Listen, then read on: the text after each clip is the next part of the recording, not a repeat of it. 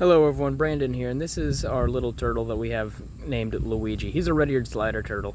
And many of you guys have been to the pet store or at a friend's house and seen a little red-eared slider just like this guy and think, man, I bet I could get one of these. They're super small, they don't look that hard to take care of, and they don't eat a lot of food either. So maybe you went over to the pet store and bought yourself one of them. And or maybe you're just in the market for a baby turtle at the moment. And maybe if you read the title of the video, you'll realize that this is why a red-eared slider probably is not the best idea for a pet turtle. Now you're probably saying to yourself, that makes no sense. These guys are super tiny. What would be the problem with them? For instance, this little guy over here, Luigi, this is him compared to a quarter. He's super tiny. This guy probably only needs a little bit of space. Well, that's where you're wrong. You're probably thinking like maybe a 10 or 20 gallon aquarium will be fine. He lives at a 15 gallon aquarium with one other turtle at the moment. But again, that's just a temporary setup. Most of the time when they're bigger, they're going to need a much larger habitat. My adult red-eared slider, who I'll show you in a moment, lives in this. This is a 150 gallon pond. And that's a lot bigger than the 10 gallon aquarium that you're thinking about putting it in. And this is really its full-time habitat. It's probably going to live in here for the rest of its, like the last 50 years of its life. It's probably going to outlive me at some point. But it's a lot bigger and these things are expensive. You're going to have to buy a tub like this, which if you go to Home Depot, that can cost more than $100, as well as the filtration system. If you keep it outside, you won't really have to worry about lighting or things like that, but maybe if you live in Alaska or a colder climate, that's not really an option for you. But the main deterrent is red-eared sliders get absolutely massive. This is my adult red-eared slider. She's about, I believe, 11 or 12 years old. I have to make sure she doesn't run off, but I'll show you her compared to a quarter. This is a quarter compared to about one of the segments on her shell. The segments are called scutes, but for those who don't know. And this is Luigi, the baby, compared to Bubbles. If Bubbles will slow down for a second. Yeah, that's a huge size difference here. And this guy is only a couple months old, and granted there is a really big age difference between them. But I'll probably have Bubbles, most likely if I take care of her, till I'm like 50 or so. This guy right here might even outlive me. They can live 50 or 60 years if they're well taken care of. And really, you might not want to have to worry about leaving your turtle in your will so your grandkids can take care of it for you. They live a super long time and get absolutely massive.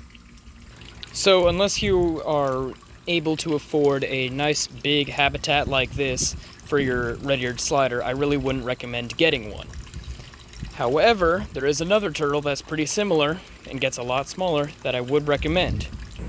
This right here is Luigi's tank mate. This guy is Guido. He's a mud turtle. He is very, very small and incredibly similar for care compared to the red-eared slider. He is a baby still, but this is him compared to a quarter. Very, very small.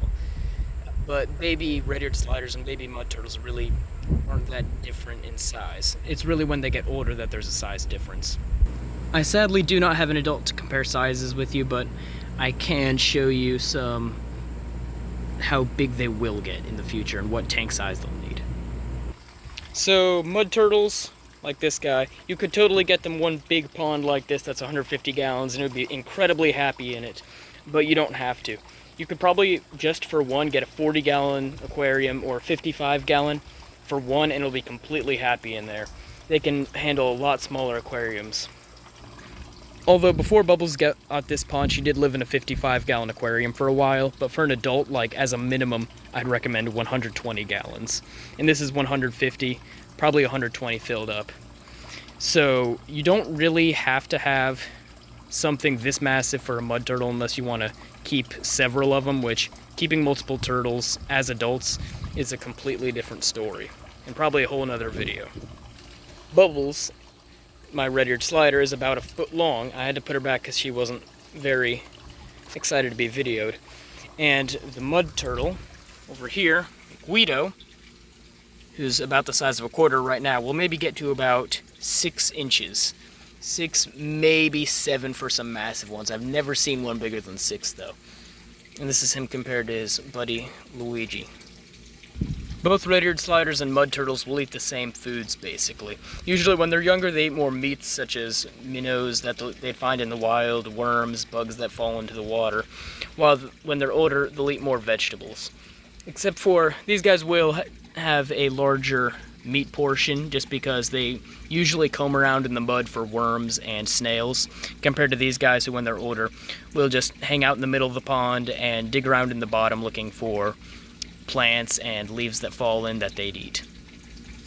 Really, the only downside for mud turtles is that they're more expensive and harder to find. Your PetSmart definitely has some red-eared sliders. Actually, not definitely. Sometimes there's some legality issues in certain states, but there's always alternatives like yellow belly sliders and painted turtles, which are essentially the same, just different colors. Whereas these guys are a completely different species set, as well as live in different environments too. Basically, these guys will come around in shallow water, and these guys will be in the deep parts and in the middle of the pond. So a baby a baby mud turtle would be fine in a 10-gallon or 20-gallon aquarium when it's younger, but for an adult, I'd recommend just a 55-gallon or a 40-gallon. This is a 55. It's about a foot back to front, and it's about 4 feet wide. So there's plenty of space for it. And it's really not that deep as well. Usually you can throw like a turtle topper up here. Or if you prefer it different, you can do a paludarium and just basically use less water space for more plant and land space. It just depends on what you'd prefer. Meanwhile, for an adult red-eared slider, you probably want something double this size. So just do yourself a favor and just get a mud turtle as well instead of the red-eared slider.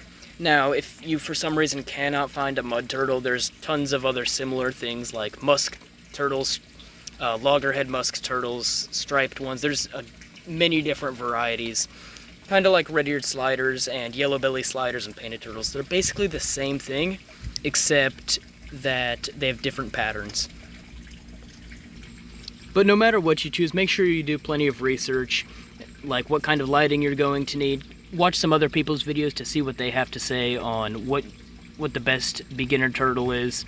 Don't just watch my stuff. I have pretty awful videos as well. There's many better people on YouTube who have much better information. I'm just a teenager who does this on Sunday afternoons.